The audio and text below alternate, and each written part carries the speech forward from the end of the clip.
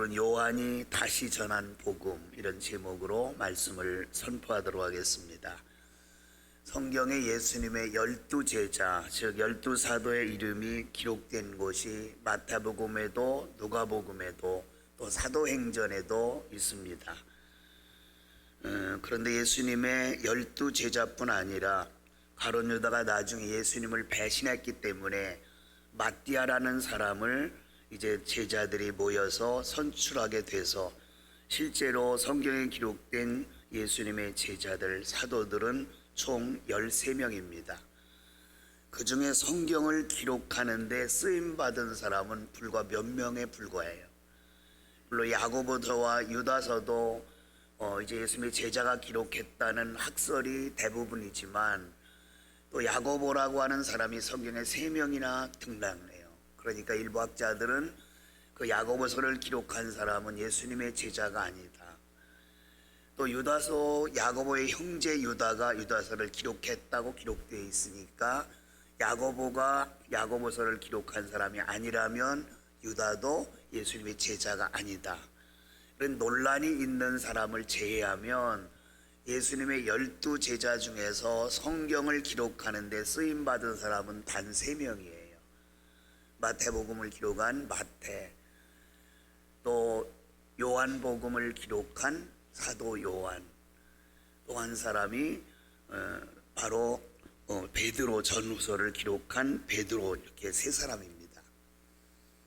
그 중에 사도 요한은 총 5권의 성경을 남겼어요. 요한계시록뿐만 아니라, 요한복음뿐만 아니라 요한계시록, 그리고 요한 1, 2, 3서를 요한서신이라 그러는데 요한 1, 2, 3서 이렇게 5권의 성경을 기록하는 데 쓰임받은 사람이 사도 요한입니다.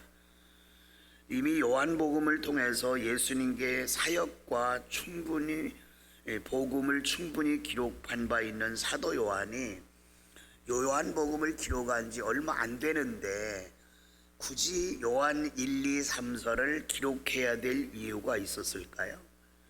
이것을 우리가 먼저 살펴봐야 돼요. 요한복음을 기록해놓고 왜 요한 1, 2, 3서를 또 기록했지? 그런데 분명한 이유가 있었어요. 먼저 살펴볼 것은 요한복음과 요한서신을 대하는 대상이 달라요.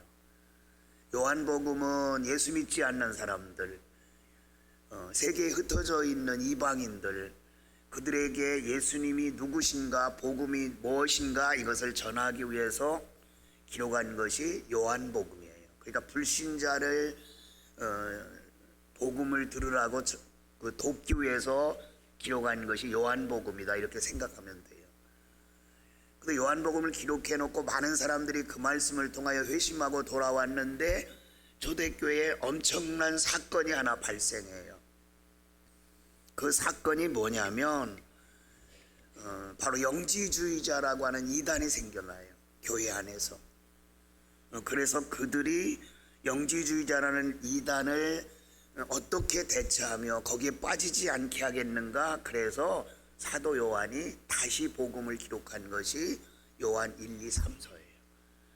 그러니까 요한 1, 2, 3서는 예수 이미 구원받은 성도를 위해서 기록한 것이 바로 요한 1, 2, 3서입니다.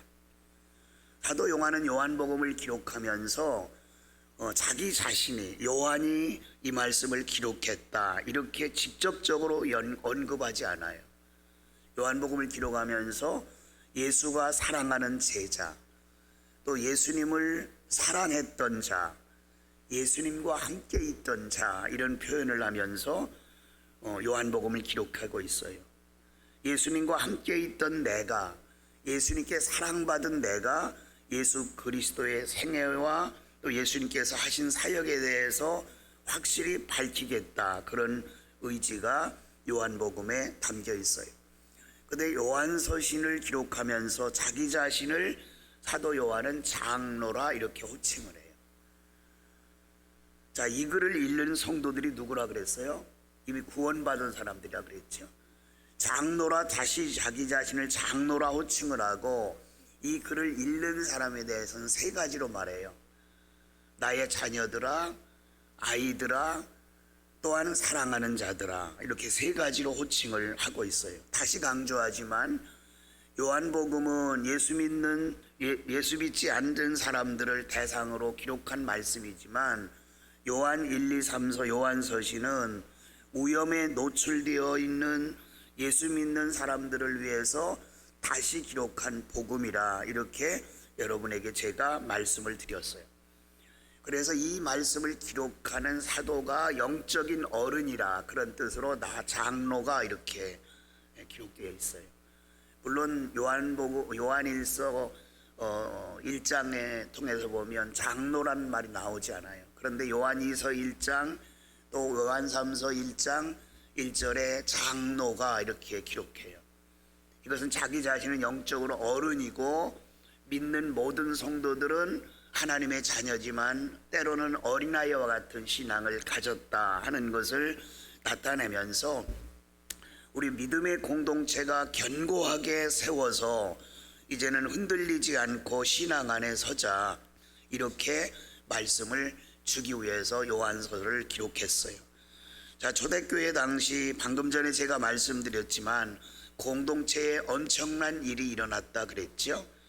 이단 사상에 미혹된 자가 있었어요. 대표적인 이단이 노스틱 또는 영지주의자라고 하는 이단이에요. 이 이단이 여러 가지 잘못된 교리를 주장하는데 그 핵심적인 교리 가운데 잘못된 건 하나가 오늘날 구원파 교회 아시죠?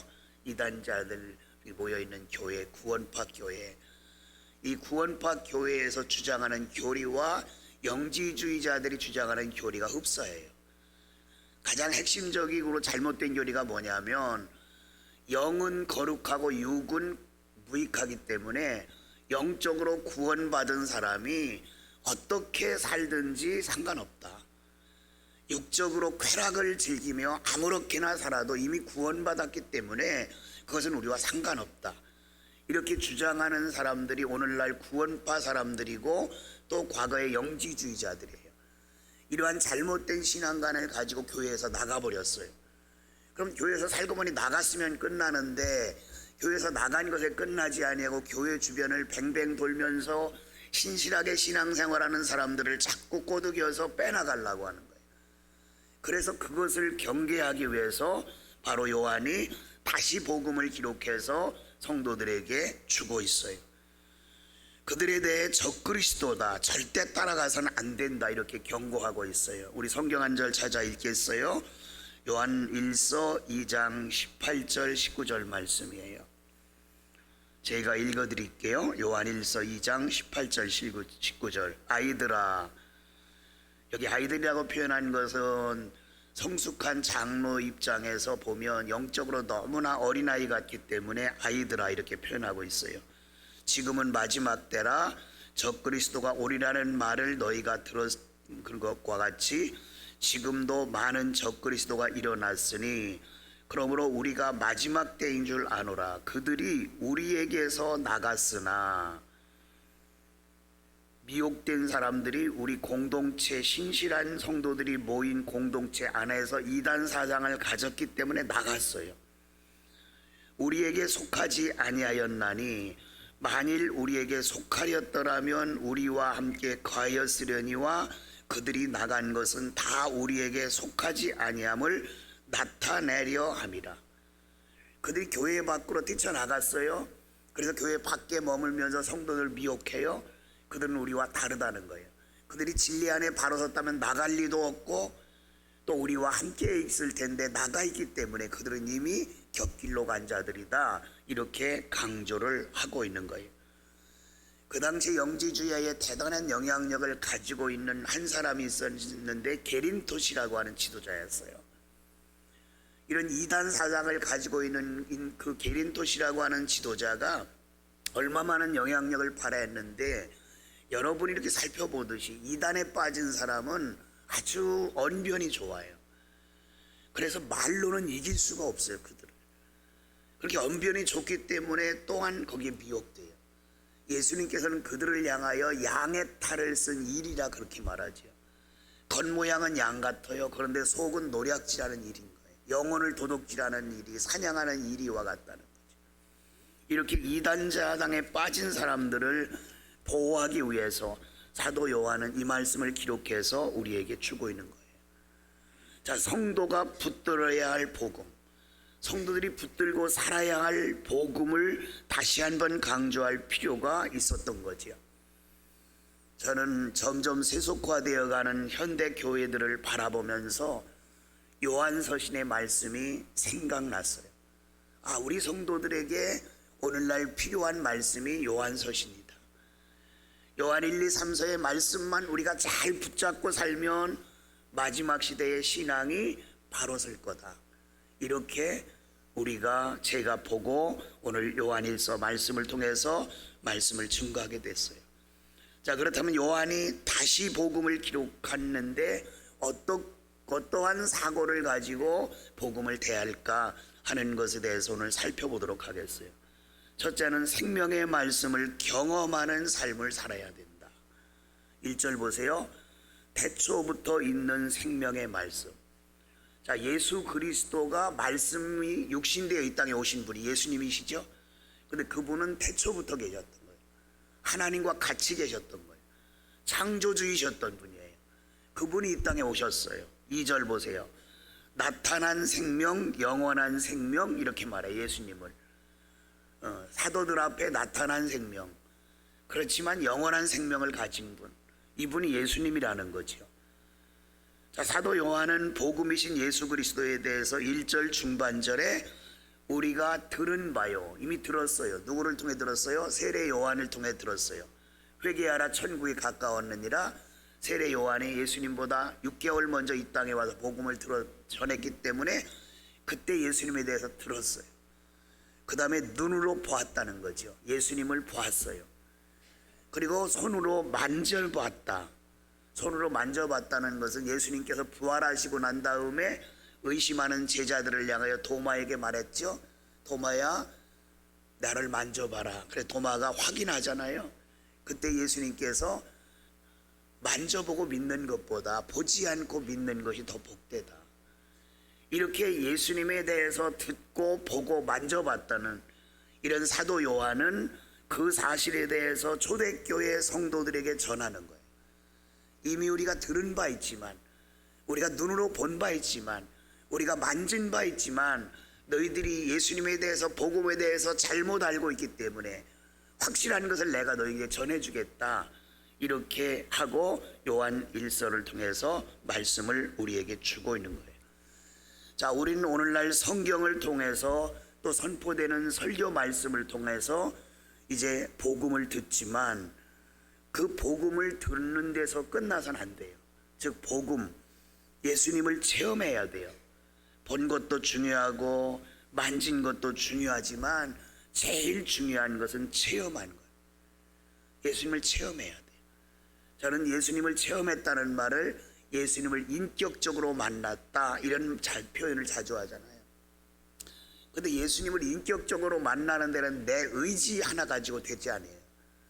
아, 내가 예수님을 만나야지, 그리고 매번 예배에 참석한다고 예수님을 인격적으로 만나지냐면 그렇지 않아요. 반드시 내 의지도 있어야 하지만 성령의 강권적인 역사가 일어나야 돼요. 근데 예수님을 인격적으로 만나는 일은 서서히 진행되는 것보다는 대부분의 체험자들이 밝히는 것은 순간적으로 역사하는 거예요. 안 믿어지던 예수가 어느 날 갑자기 순간적으로 믿어지는 거예요. 안 믿어지는 하나님이 어느 날부터인지 하나님이 내 하나님이라고 믿어지는 거예요. 이것이 체험적인 예수요, 체험적인 신앙이에요. 이런 신앙을 가지라는 거예요. 우리는 날마다 주일날 와서 예배를 드려요. 예배를 드리면서 설교 듣고 말씀을 듣잖아요. 근데 들으면서 끝나는 사람들이 너무 많아요. 예수님을 인격적으로 만나면 반드시 증거가 나타나는데 세상에 살지만 세상을 사랑하지 않아요. 우리들 모두가 세상을 살아가잖아요. 그러나 예수님을 만난 사람은 세상을 사랑하지 않아요. 왜냐하면 세상이 시시한 거예요. 그래서 세상에 얽매이지 않아요. 요한일서 2장 15절 16절 말씀에 보면 이런 말씀이 있어요. 이 세상이나 세상에 있는 것들을 사랑하지 말라. 누구든지 세상을 사랑하면 아버지의 사랑이 그 안에 있지 아니하니 이는 세상에 있는 모든 것이 육신의 정욕과 안목의 정욕과 이생의 자랑이 다 아버지께로 온 것이 아니요 세상으로부터 온 것이라. 이 세상도 그 정욕도 지나가되 오직 하나님의 뜻을 행하는 자는 영원히 거하느니라. 그렇습니다. 예수 그리스도를 만나고 하나님을 만난 사람은 이 세상에 살아가지만 세상이 아무리 아름다워 보여도 별 미련이 없어요.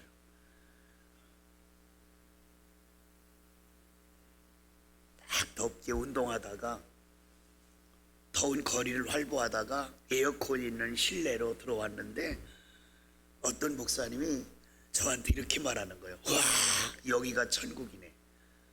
제가 웃으면서 목사님, 천국을 비하하지 마세요. 이런 곳이 천국이라면 저는 안 갈래요. 우리가 그런 말 자주 사용하잖아요. 환경이 갑자기 바뀌어서 덥던 그런 상황에서 에어컨 밑에 딱 오면 시원하다는 표현을 여기가 천국이네. 그런 게 천국 아니잖아요. 좋다는 표현이지만 천국은 우리가 상상할 수 없이 아름다운 곳이. 체험적인 신앙을 가진 사람은 말로 표현하지 않지만 믿음으로 받아들여요. 이것이 천국이에요. 영원한 생명 되신 예수님, 복음이 뭡니까? 요한복음 17장 3절의 복음에 대해서 이렇게 기록해요.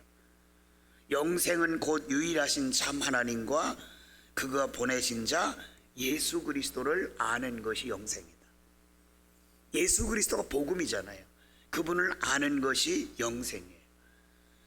여기서 안다는 히브리어와 헬라어 단어를 보면 헬라어 단어는 기노스코라는 단어를 썼고요, 히브리어 단어는 야다라고 하는 단어를 썼거든요. 그런데 이건 어떤 지식을 얻어서 안다 그런 뜻이 아니에요. 여기서 안다고 하는 말은 깊은 이런 알물 말해요. 이런 거예요. 제가 이제 집사람과 약혼하고 18개월 만에 결혼했어요. 약혼하니까 이정숙이라는 사람을 유재곤이라는 사람이 알게 됐죠.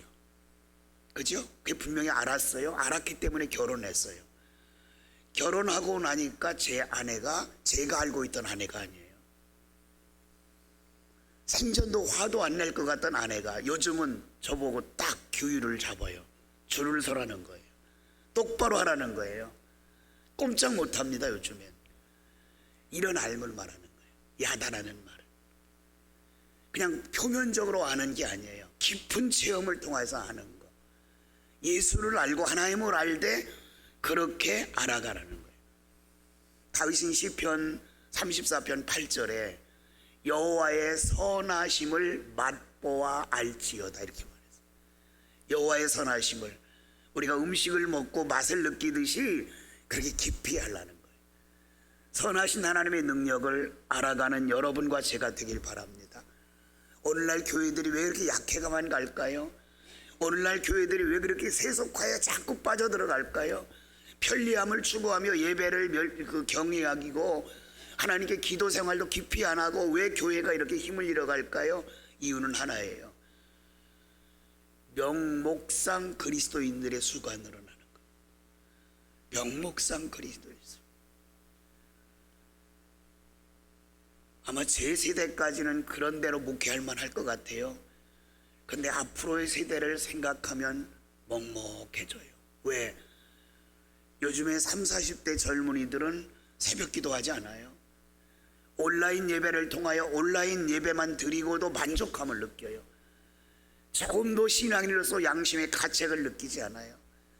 주일 저녁 예배, 수요 예배 이런 거 생각지도 않아요. 그것은 관심 밖의 일이에요. 교회가 이렇게 흘러가고 있어요. 서양화되어 가고 있어요. 이제는 영국 교회가 한때 엄청난 부흥의 역사를 누렸는데 지금은 영국 교회들이 거의 다 문 닫았어요.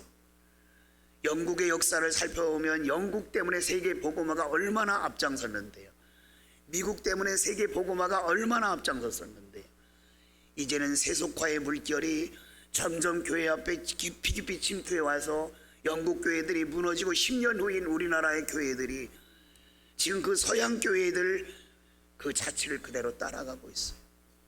잘못된 것을 알면 시정하고 가야 되는데 편리함이라는 앞에서 사람은 모두 다 매료된 채 거기에 빠져들어가고 있어요. 이런 현실을 바라보면서 사도 요한이 생명의 말씀을 경험하는 삶을 살아야 된다고 강조하는 것, 이것에 대해서 우리는 다시 한번 공감해야 돼요. 두 번째는 사귐을 통해 복음을 공유해야 돼요. 오늘 요한에서 본문 말씀을 읽으면서 제가 좋아하는 두 가지 단어를 발견했어요. 하나는 사귐이라는 단어, 또 하나는 누린다는 단어예요. 여러분, 우리 그리스도 안에서 한 공동체가 사귄다고 하는 것은 피차 예수 그리스도 안에서 한 마음이 된다는 거예요. 구역 식구들이 어려움을 당하는 것을 구역 식구들이 서로 돌아보면서 그 어려움을 당하는 구역 식구들을 함께 돕고 협력하고 위로하고 그들을 끌어주고, 교회를 돌아오면서 교회 안에서 어려움을 당한 사람이 있는가 하면 그들을 찾아가서 위로하고 도와주고, 이게 사귐이에요. 그래서 이 사귐은 예수 그리스도 안에서 진행돼야 된다는 거죠. 그 다음에 사귈 뿐만 아니라 누려야 된다는 거예요. 예수 그리스도 안에서 그 사귐을 누려라. 여러분, 우리가 돈을 은행에 많이 쌓아놓는 것이 죄일까요? 죄가 아니에요. 죄라고 할 수 없어요. 그러나 은행에 돈만 쌓아놓고 살면 그리스도인으로서 나쁜 사람이에요. 왜 나쁜 사람일까요? 누리지 못하니까. 우린 누림에 힘써야 돼요. 누릴 때 하나님께서 기뻐하시는 거예요. 내 믿음의 형제들을 돌아보면서 피차 사귀고 복음을 공유하면서 누려야 되는 거죠.